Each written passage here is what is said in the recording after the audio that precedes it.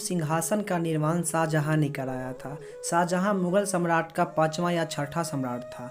बाबर के बाद राजगद्दी पर हुमायूं और हुमायूं के बाद अकबर और अकबर के बाद जहांगीर के बाद शाहजहां आया। शाहजहां भारत में कई प्रकार के भवनों का निर्माण किया था, जिस तरह आप लाल किला, जामा मस्जिद और ताजमहल और मयूर सिंहासन का भी निर्माण किया था। आज हम इस वीडियो में मयूर सिंहासन के बारे में कुछ जानकारी उपलब्ध करने वाले हैं, तो मुझे आपसे बस यही निवेदन रहेगी कि आप हमारे वीडियो को शुरू से लास्ट तक जरूर देखिएगा। मुगल सम्राट शाहजहां अपने अरमानों के साथ राज सिंहासन पर बैठे थे। मयूर सिंहासन इतिहास की उन कीमती वस्तुओं में से हैं जिसके बारे में किंवदंतियाँ फैली हुई थी कि ऐसा सिंहासन किसी दूसरा सम्राट नहीं बना पाएगा, यानी संसार में कोई नहीं बना पाएगा।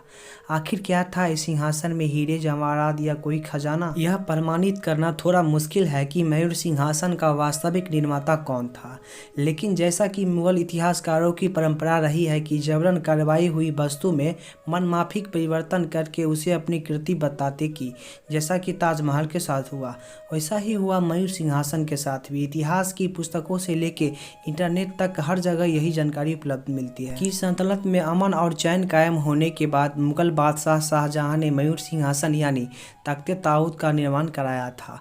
भारतीय संस्कृति की परंपरा में मोर बहुत ही पवित्र पक्षी माना जाता है। आज भी यह हमारे देश का राष्ट्रीय पक्षी है।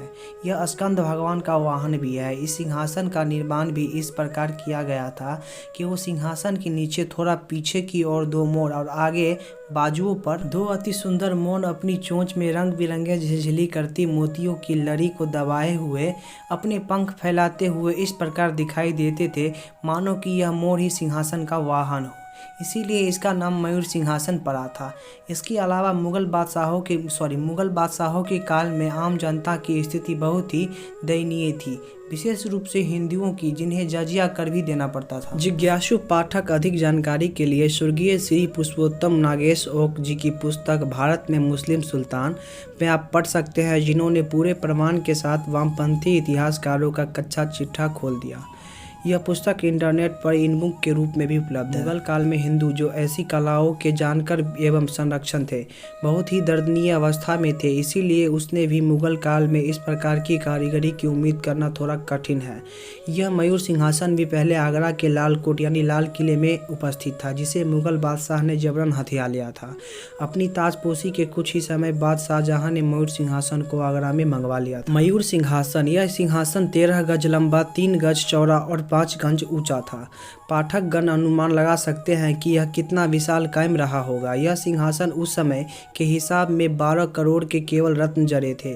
उसमें इस सिंहासन के अंदर की तरफ पन्ने से बने हुए 5 खंभे लगे थे, जिसके ऊपर मीनाकारी का छत बना हुआ था। यह पूरा सिंहासन 6 पायों पे स्थापित था, जो ठोस सोने से बने हुए थे। अंदर की तरफ पन्नों से बने हुए प्रत्येक खंभों पर 2-2 मोर नृत्य करते हुए बनाए गए थे। मोर के प्रत्येक जड़ों के बीच रंग बिरंगे मोती, मणि, हीरे, मन्ने, पन्नी आदि जड़े हुए थे।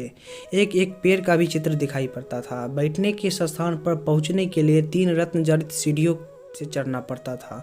उनके कुल मिलाकर 11 चौखटें उपस्थित थी। कलाकृतियों से सजाया हुआ उसका स्वर्ण छत जो बिल्कुल अद्भुत था। यह सिंहासन को खींचकर पूरी तरह फैला देने पर सूर्य रोशनियों में उसे झिलमिलाते हुए रत्न किसी आसमानी बहार का वातावरण उपस्थित कर देते थे, जिसे देखने वाले की मुंह खुला का खुला रह जाता था। लेकिन जिन अरमानों के साथ शाहजहां ने उसे आगरा से दिल्ली मंगवाया था, वह पूरे ना हो सके। अभी उसको सिंहासन पर बैठे हुए कुछ ही वर्ष हुए थे कि उनके छोटे पुत्र औरंगजेब आलमगीर ने अपना रंग दिखाना प्रारंभ कर दिया था। दक्षिण में बीजापुर के जंग जीतने के बाद औरंगजेब को पुख्ता खबर मिल गई कि दिल्ली की गद्दी उनके भाई दारा सिकोह के हाथ में जाने वाली थी। इसीलिए लौटते वक्त सीधे दिल्ली न जाकर आगरा में रुक गया और वहां से शाहजहां को मिलने अपने पास बुलाया। दारा सिकोह मुफ्फट किस्म का राजा था। वह दरबार में अक्सर अमीर उमरा को अपमानित कर दिया करते थे, जिससे एक बड़ा शासक वर्ग उससे नाराज हमेशा रहा करते थे। इसके अलावा उसमें वैसी षड्यंत्रकारी बूढ़ी नाथी जैसी कि औरंगजेब में थी। इन सब का खामियाजा दारा सिकोह को अपने पुत्र के साथ जान देके भुगतनी पड़ी थी। औरंगजेब ने अपने बाप शाहजहां की जिंदगी में उदासियों से भर दिया था और उनकी बची कुछ जिंदगी भर उनके पीछे छाए की तरह लगे रहे। अपने अधिक अत्याचारों की वजह से औरंगजेब का शासनकाल मुगलों का पतन काल सिद्ध हुआ। मुगल सम्राट शाहजहां के बारे में कुछ महत्वपूर्ण जानकारी, कृपया आपसे निवेदन है कि इसे ध्यान से सुने। गिर के बाद राज सिंहासन पे शाहजहां आया था। जोधपुर के शासक मोटा राजा उदय सिंह की पुत्री जगत गोसाई के गर्भ से इनका जन्म 5 जनवरी 1592 ईस्वी को खुर्रम शाहजहां का जन्म लाहौर में हुआ था। 1612 ईस्वी में खुर्रम का विवाह आशफ खां की पुत्री आरजूमंद बानु बेगम के साथ संपन्न हुआ था, जिसे शाहजहां ने मलिका-ए-जवानी की उपाधि से सम्मानित किया था। 7 जून 1631 के में प्रसव पीड़ा के कारण उनकी मृत्यु हो गई। 4 फरवरी 1628 ईस्वी को शाहजहां आगरे में अबुल मुजफ्फर शाहबुद्दीन मोहम्मद साहिब की उपाधि से राज सिंहासन पर बैठा था। शाहजहां ने आसफ खां को वजीर पद से सम्मानित किया था। इसने नूरजहां को 2 लाख रुपए प्रति वर्ष की वेतन देकर लाहौर के लिए रवाना कर दिया था, जहां उनकी 1645 ईस्वी में मृत्यु हो गई थी।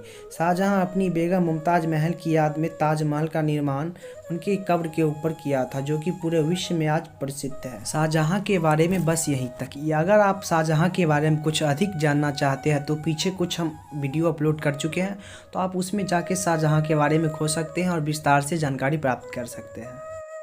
हाँ, तो मेरे प्रिय साथियों, आज के इस वीडियो में बस यहीं तक। मैं आशा करता हूँ कि हमारी वीडियो आपको काफ़ी अच्छी लगी हो। अगर हमारी वीडियो आपको काफ़ी अच्छी लगी हो तो हमें कमेंट में ज़रूर बतलाइएगा। यदि आप कुछ न्यू टॉपिक पे वीडियो चाहते हैं तो हमें कमेंट में ये भी ज़रूर बतलाइएगा। तो कल मिलते हैं हम एक नई जानकारी के साथ। हाँ, अगर आपने अभी तक हमारे चैनल को सब्सक्राइब नहीं किया है तो प्लीज़ कर लीजिएगा, ताकि मुझे भी अच्छा फील हो।